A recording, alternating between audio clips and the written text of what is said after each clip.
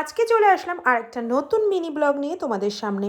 তো আজকের মিনি ব্লগটা ছিল আমাদের ছোট্ট উর্ভির 5 বছর পূর্ণ হওয়ার একটা সেলিব্রেশন। তো আমরা সবাই মিলে বন্ধুবান্ধবরা আর বন্ধুবান্ধবদের বউরা মিলে এসে প্রথমেই বসে পড়লাম আর হাতে একটা করে পকোড়ার প্লেট নিয়ে নিলাম।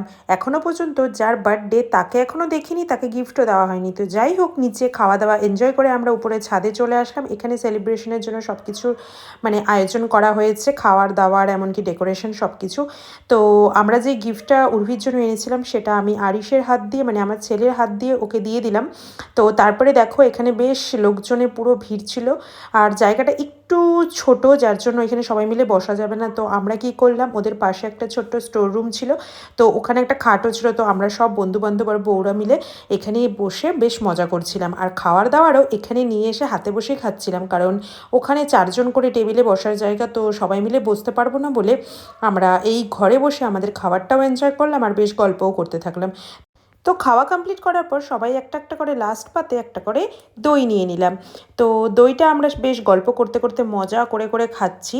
আর আমার ছেলেও কোনো কিছুই ছাড়বে না, ও কোনো কিছু সেরকম পুরোটা খায় না, ওই জাস্ট নিয়ে বসাটা ওর একটা হ্যাবিট।